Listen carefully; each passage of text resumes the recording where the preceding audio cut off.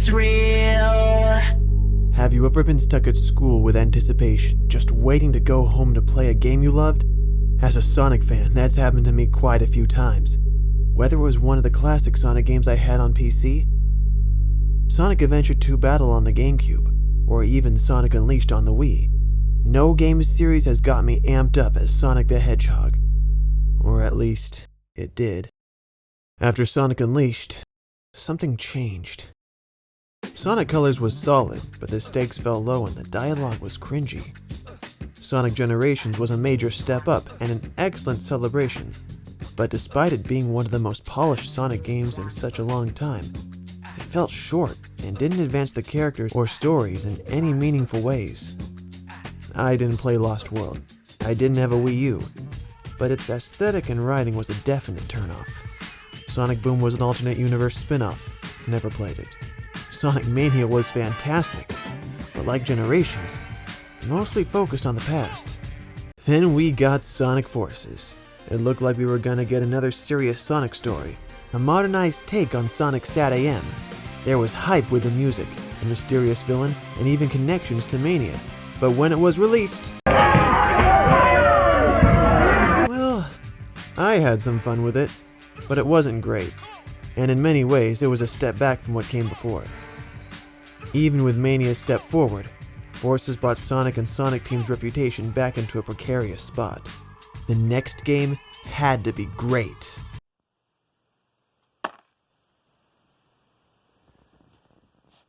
Let's do this! You know, I was beginning to think Sonic's change in quality was less about the content of the games and more about the fact that I was growing up, getting older. After all, I'm no longer the target demographic. Maybe the trials of work and school life would just be so overbearing that no matter how good the game was, I just wouldn't be able to care enough or have the energy to finish it. Boy, was I so happy to be wrong. The freedom, the speed, the exploration, the story, the music. This game hits so many high notes. How can I not call this anything but a good game, if not a great game? But with this game, each section has its own adjective. The first base to cover in this game is the brand new open zone. Never have I been so happy to get distracted while running from point A to point B. In the open zone, the player has the freedom to set their own parameters on where they want to end up and when, all the while zipping and flipping through a series of mini obstacle courses scattered throughout the island. While these little circuits aren't super difficult, when you dash through them in quick succession, the flow is absolutely exhilarating. Also throughout the Starfall Islands are a host of quick challenges and puzzles, in the same spirit of the Genesis games, and the entirety of Sonic Heroes according to Ace Card Gaming. 99% of these quick challenges and puzzles are quick to complete, rarely breaking the pace of the game and never taking more than a couple minutes to finish. I say 99% because... Look at this puzzle right here! Great googly moogly! This is easily the most difficult puzzle ever featured in a Sonic game. And worse yet, this one is found on the first island. How is a hypersonic hedgehog supposed to slow down and figure this out? Well, if you look at the solution online, I won't tell anyone. Throughout the open zone, there's a good variety of enemies which you fight using Sonic's new combat abilities, which utilizes a whole skill tree of techniques. These techniques feel strong, heavy, and flashy, if not a little mashing. But as non-fighting game Sonic combat goes, this still feels pretty dang good. Nice spare! Cyberspace. Now, there's a lot of people who say cyberspace is the weakest part of the game, and I can see where they're coming from. Reused assets and level designs from previous games? What is this turning radius? And how about these sluggish straights? All these complaints make sense to me, especially after a decade of lightning-fast boost gameplay. And heck, if you're playing in high-speed mode in the open zone, it can be jarring to suddenly be locked in a new set of more paced physics. Some of my favorite parts in the open zone areas are even the more linear gauntlets, which prove how fun it would be if you had the more rapid-paced physics. Even the 2D sections. But despite all that, whenever I found a cyberspace portal, I would get excited. You know why? 'Cause they're still fun for me. It's still a new experience. I only played through Sonic Generations a couple times, and I never played Unleashed HD outside of a demo at Target.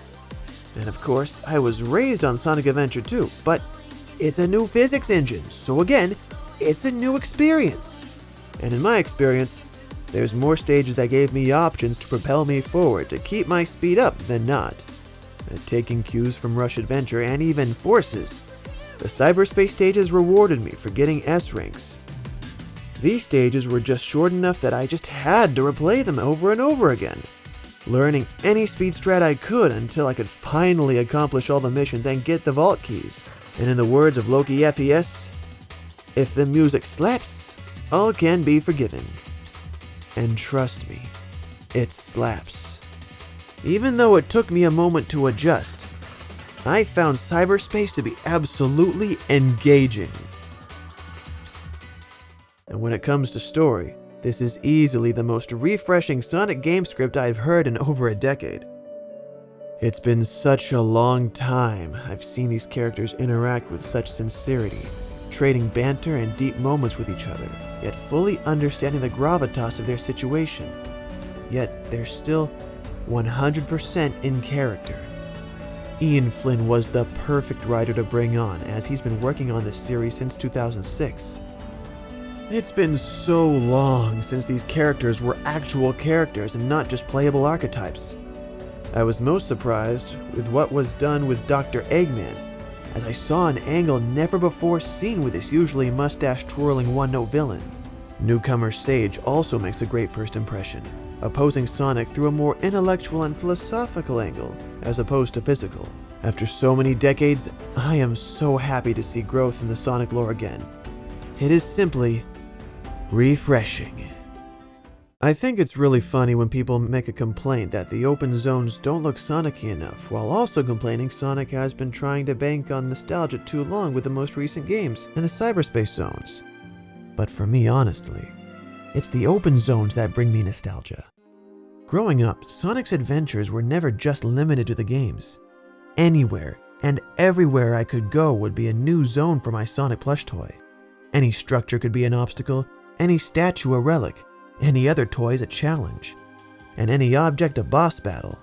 Sonic Frontiers invokes those same memories for me in a way that no other Sonic game ever has. For once, the world was again big. Okay, but that smooth sentimentality isn't the only thing that felt nostalgic. See, I was born in the 90s. Anime and tokusatsu were starting to take off in the US side by side with Sonic.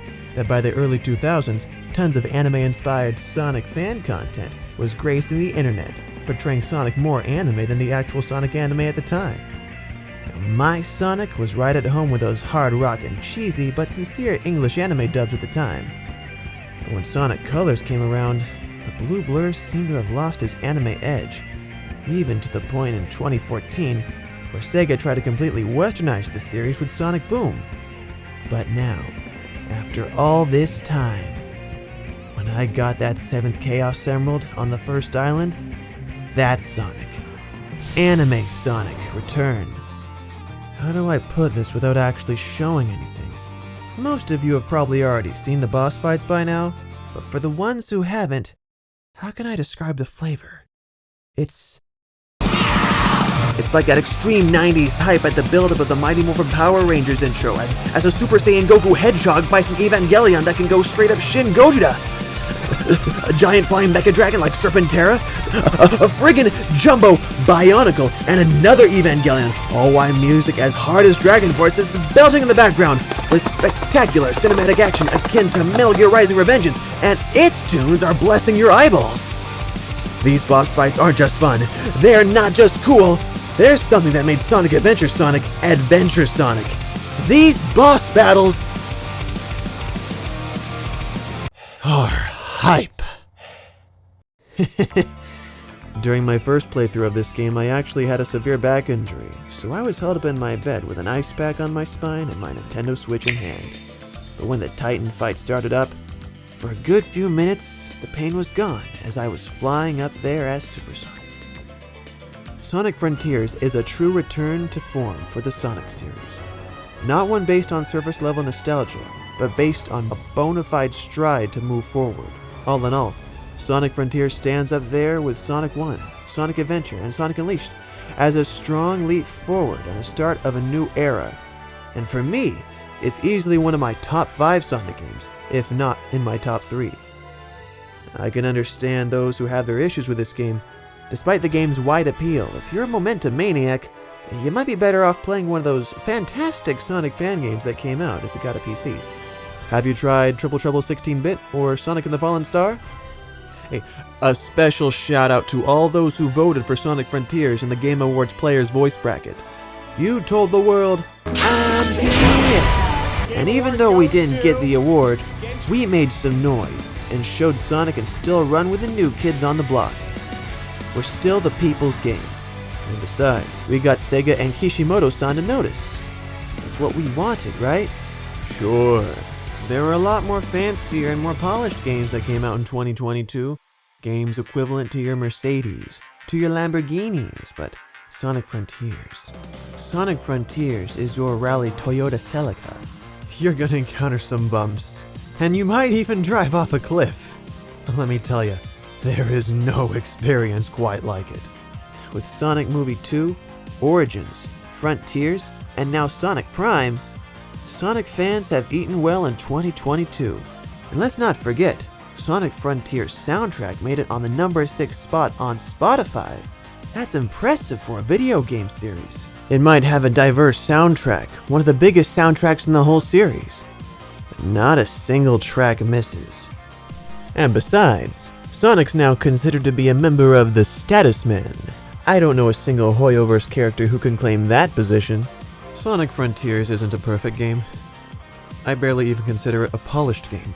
But it's a game that I think is so cool that for the first time in over 10 years, I couldn't wait to get home to play it again, and again, and again. And if it was able to bring me back to that state of mind, to that way of play, then it's gotta be worth checking out, right? Now, are there parts of this game I can complain and nitpick about? Sure, and I may even make a video about those things that I think can be improved in the follow-up game. Thing is though, I don't play my game with a clipboard looking for its faults. I play using my handy-dandy Sonic-style GameCube controller. I would like to take a second to thank my patrons who make these videos possible. SonicPAJ. Wait a second! On a completely unrelated topic, I'm calling out Channel Pup, Some Call Me Johnny, Garolow64, and everyone else! It has come to my attention you have all been horribly mispronouncing the name of a semi-popular arcade 2001 shoot-'em-up game. You've all been pronouncing it Ikaruga, when it should be pronounced Ikaruga. You always want to emphasize that first syllable. You guys make it sound like you're saying 2 words, but if said like that, you get Ika and Ruga. Ruga by itself means wrinkle, while Ika translates to... Hey! Did you like that image of Super Sonic in my video? Did this artwork of the Titan fight strike you as stylish? Well, those come from my artist collaborators Space Cadet and BlotCampa. Space Cadet is a talented artist who loves drawing Sonic and other colorful game and cartoon characters. Check out the shop on her site, SpaceCadetStudios.com. Her art pieces, stickers, and pin buttons make great gifts, and all at reasonable prices too. Check out her Instagram for a wider breadth view of her skills at SpaceCadet.studios. And if you need a creature to be featured, check out @BlotCampa on Instagram. He's great at drawing creatures both cute and cartoony, as well as striking and detailed. His commission rates are a bargain at twice his price, so don't miss out. And if you liked my thumbnail, that was done by Mudman1694 on Fiverr. He's got a great style, or you can check out his Instagram, Mudman Would Like to Chill. So, be sure to support these 3 artists, Space Cadet Studios, BlotCampa, and Mudman. Either way, thank you so much. Have a great day. Oh yeah?